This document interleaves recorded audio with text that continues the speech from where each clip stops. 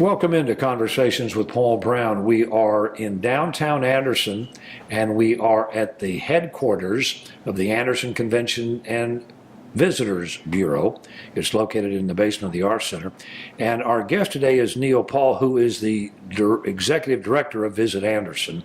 And we're going to talk about what happened last year in Anderson County, what we project for the coming year, and some other interesting things that folks may not understand about how well Anderson County is doing. I'm a native South Carolinian, always lived in South Carolina, but I grew up in the Low Country. Where were you born? I was born in Charleston, Okay. But the first 15 years of my life lived in Berkeley County. My dad was a state trooper. Was he really? In Berkeley County from 74 to 89. And through a series of promotions that he received, corporal and then sergeant, our family moved to Florence County. Okay. I finished high school at South Florence High School in Florence and attended college at Francis Marion University in Florence. When you were in college, did you know what you wanted to do? Absolutely. I wanted to coach basketball in college. So you played in high school? I played up until the point that I couldn't play anymore, which was college. And I wasn't good enough to play in college, but knew I wanted to coach. And so Francis Marion was a school that was close to home.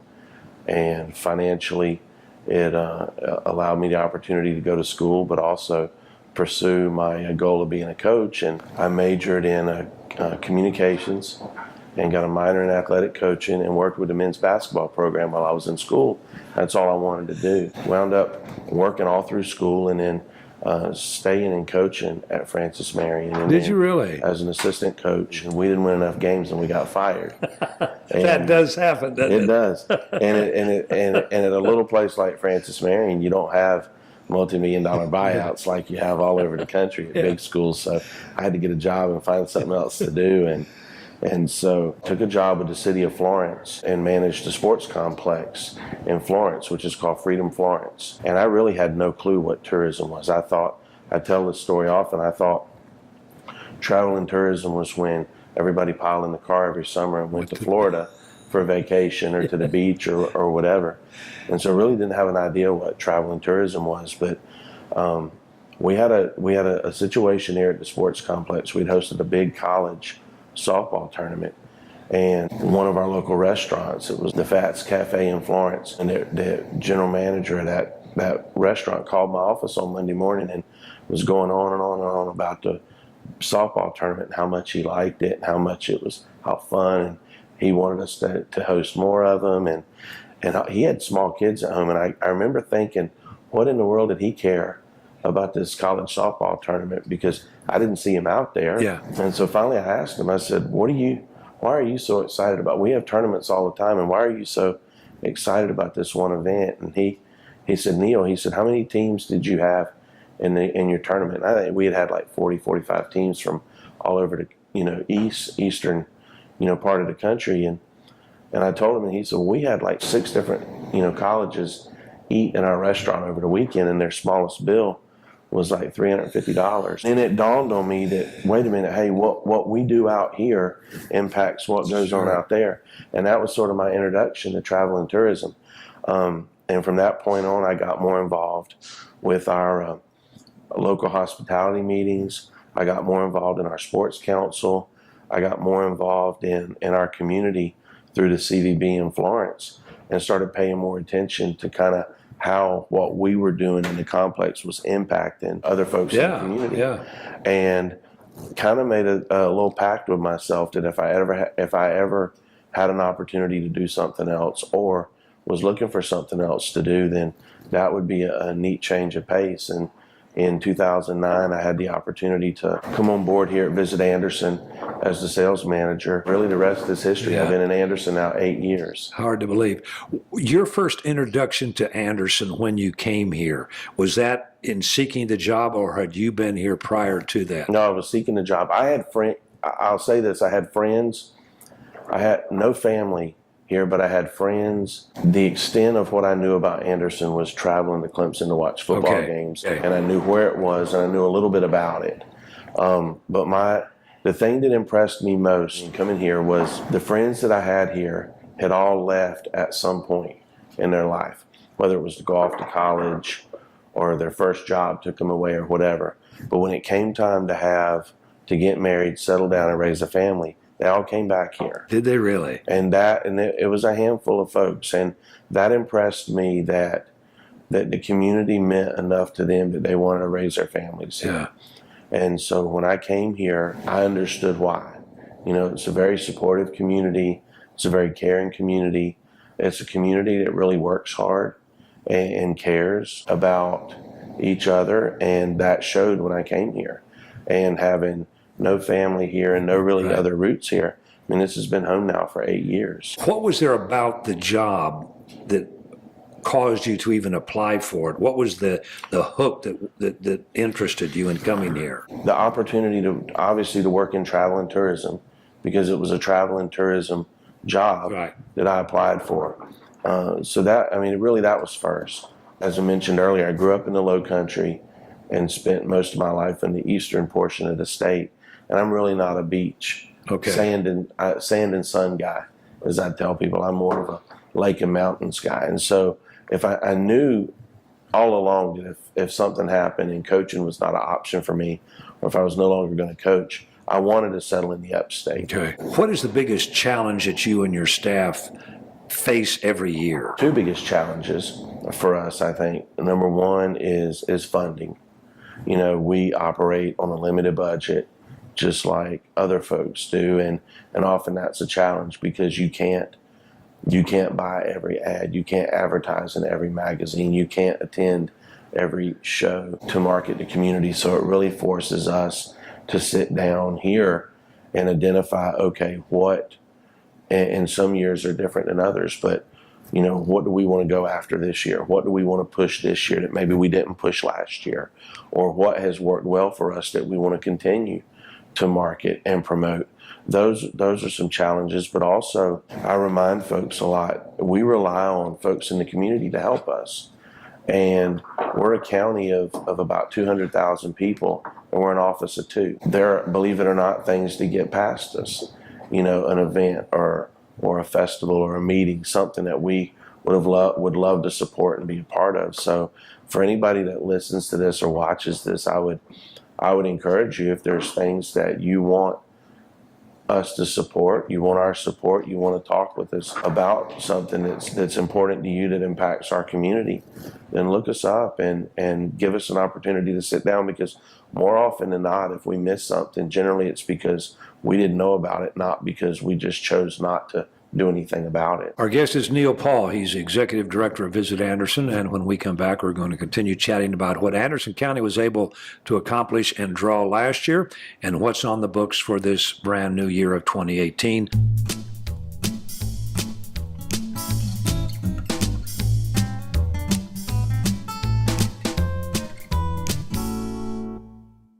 Briefly looking back to last year and what Anderson County was able to attract, what are some of the 2 or 3 top events that you're most proud of that we were able to entice people to come and they enjoyed and everybody benefited from it? The state wrestling tournament that we host, I was fortunate enough with folks from Anderson County in 2011 to go down and make a presentation to the South Carolina High School League to bring the state wrestling tournament here.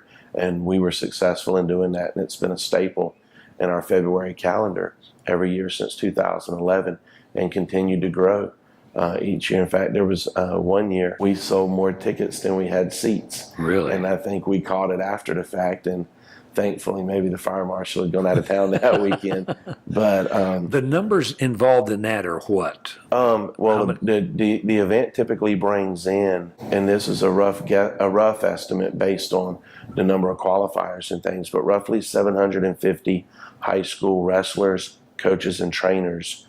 Families. And the families are extra on top of that 750. And with the addition of the 5A classification in South Carolina with the high school league, it's added a day to the wrestling tournament. So when we first recruited this event to Anderson County, it was coming to town on Friday and most left on Saturday. Now they're coming in on Thursday and staying through Saturday. And it's continued to grow each year. The community benefits in ways such as the restaurants, because now your restaurants are full for 2 or 3 days. Your hotels are full for 2 or 3 days. Your shops, whether it's the mall, your sporting goods stores. High school sports you still see the benefit of families that travel. And oftentimes when, little John, Johnny's wrestling, everybody's packed into the Civic Center. But when, when Johnny's classification in wrestling, then, folks are going into the mall. They're going shopping. They're coming downtown. They're doing other things. As we understand, for 3 days, they're not sequestered to the Civic Center. They have the opportunity to get out and enjoy the community. And they're pumping gas in their cars. Oh, absolutely. We were able to host the Bass Nation Championship in October due to the fact that we're hosting the Bassmaster Classic in March. And we jumped at the opportunity to host Bass Nation for a couple of reasons. One, because we knew it would be a positive event to have in our community. We've had a lot of large tournaments, and folks sometimes attribute numbers when they see a 300 boat tournament, a 200 boat tournament. That's what they consider big and successful. We had 59 boats, 118 anglers in the Bass Nation Championship, but they were from 48 states and 9 countries. And I don't know of another event that we could put in our community that would bring people from 48 states and 9 countries. Most of them stayed here over a week. And we had an opportunity to show off Anderson County from a diverse crowd. And with that, the other thing that was important for us, that was the first non-classic bass event that Anderson County had hosted. So Anderson County hosted the Bassmaster Classic in 2008 prior to my coming here. And they hosted the Classic. We hosted it in 2015. And we're hosting it again in 2018. But Bass has a high school series, right, a college series, and other divisions that we'd never touched. And so to have them come back and bring an event that was not the Classic was really important to us too, because then it showed them on a different scale an event that we didn't have to share with another community, and we were able to house it right here in our own community, and I think everyone was pleased with that. Before we talk about 2018, for those that may not be familiar with what the county has done at Green Pond Landing, the significance of the leadership in Anderson County that saw the vision, bought into it, invested in it, got grants, and basically from the time they started construction, we've never stopped putting something in there. So give us an overview of what Green Pond has provided. I've often said that Lake Hartwell is the single best asset in Anderson County from its versatility and the things that we're able to do with it. But Green Pond has completely revolutionized the way that we're able to promote the lake, because now it's not just a lake that you can enjoy recreationally or locally or camp, boat, fish, whatever. We're able to now go and attract tournaments and events from all across the country, numerous organizations, which allows us to see an economic impact locally and put money back into our community. So it's a facility unlike really any other division of the county to put that facility together, to put those plans together. They should continually be commended for that. And the folks that have worked so hard to secure the monies and do the things that have allowed them to continue construction, because the facility, what folks need to realize, the facility is only about 40% finished. And even now at 40%, I mean, there's so many things we can host, but I tell folks we can host everything but Shark Week when the facility's finished, and it's just the ability to continue to be able to go after funding to continue to develop the facility. I mean, we've been very blessed with the leadership here that saw a vision, that saw a need for something like that, and not just the county, really the upstate of South Carolina has tremendously benefited from having Green Pond Landing. And right now, tell me what we're in the process of doing with regards to enlarging the dock area and the restrooms. With the Bassmaster Classic coming back, one thing we learned from 2015 was we needed additional dock space. And so the county, with the help with the state of South Carolina DNR, and some other federal funding, has been able to acquire the funds to essentially add 350 more feet of additional dock space. There's 250 feet currently in place that is being relocated at the ramp. Another 350 foot section of dock is going to go in along with a permanent restroom facility. And it's only going to make the facility obviously that much better. And the importance of dock for fishermen is what? Well, the importance of dock for fishermen is having a safe place to secure your boat to, having a safe place to get in and out of the water. On that master plan, we've got the restrooms coming in. We're going to have an amphitheater at some point. Amphitheater, drive-through weigh-in lanes, some additional courtesy docks, I think some additional lighting and features like that as well. The mantra was, if you build it, they will come. And there were some that were skeptical that that might not happen. We proved them wrong, and they certainly have come. Absolutely. As I mentioned, there's not a tournament that we can't host now with Green Pond. We're negotiating now contracts with organizations as far out as 2021 and 2022 to align folks to come back, whether it's high school fishing, college fishing, or other pro series and pro divisions. So they've certainly come. And having Bass, I think it was so important, and it bears mentioning that having Bass come in with the 2015 Classic as really the inaugural big event to go out of Green Pond. Bass is recognized worldwide as the top fishing organization out there. Right. Everybody wants to fish where they go. Yeah. And so that's only helped the process.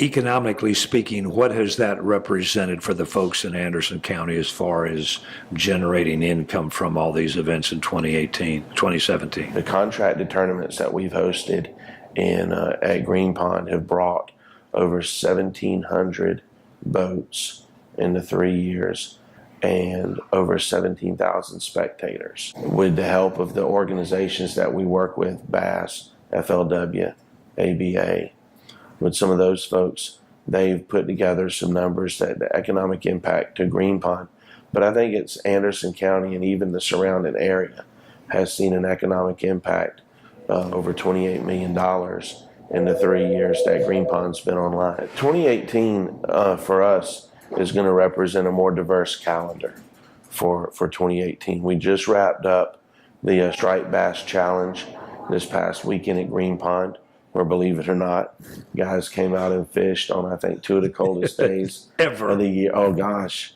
I said it's one of those moments where when you're sitting out at the ramp at 4:30 in the morning and it's like 17 degrees, and you think of all the other places that you could be that would be a lot warmer than where you're at.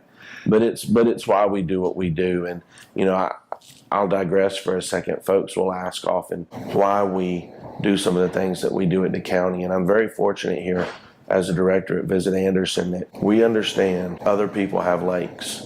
And generally other people that have lakes have ways to put boats in the water. And while Lake Hartwell's a wonderful facility, it's a top 100 bass lake in America for 3 years in a row. And it's got Green Pond.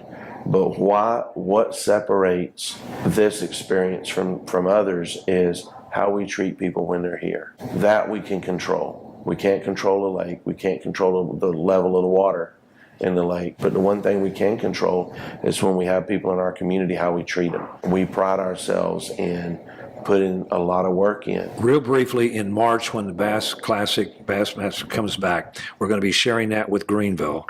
The weigh-in and all that's going to happen over there, and that's not bad. No, not at all. In fact, number one, when we sit down to negotiate an event like the Bassmaster Classic, it's such a financial commitment, okay, that, it's Bass's preference that it be shared among communities. We're fortunate in that from Green Pond to downtown Greenville, where they have the expo at the TD Center and the weigh-ins at the arena, you're within 30, 35 miles between destinations, and that's of the place Bass carries the Classic. That's the shortest distance of any place they go. When they went to Birmingham in 2014, the distance between Birmingham and Lake Guntersville one way was 72 miles. The year after they were here in 2015. In 2016, they were at Tulsa and Grand Lake. It was 90 miles one way between the lake and the weigh-in. That's why the fishermen love this. They love it. Most of the anglers get rooms in Greenville and they put their families up and they all stay here. We'll get a lot of sponsors and a lot of folks from around the fishing industry that will stay here because they have responsibilities at Green Pond and the lake, and it's easier to stay here and commute to the lake every day and then make the ride to Greenville than it is for them to stay in Greenville and have to leave so early to come down here in the morning. So the benefit that we get is very significant. And in closing, that event, like most of them at Green Pond, are free to spectators. They can come out. It doesn't cost them a dime. They can enjoy the outdoors. They can enjoy the fishermen, the weigh-in. It's just another bonus of living in this community. Absolutely. It's free parking. It's a free event. We'll have, as we get closer, we'll have much more information about launch times and scheduled events to take place at the launch each day. But that's been the nice thing in the 3 years, that there's not one fee that's been charged in Green Pond to this day, and we're very proud of that. Our guest has been Neil Paul. He is the Executive Director of Visit Anderson. We want to thank him for sharing his story with us, and we would invite all of you to be back with us next week, same time, for our next edition of Conversations with Paul Brown. Until then, take care, everybody.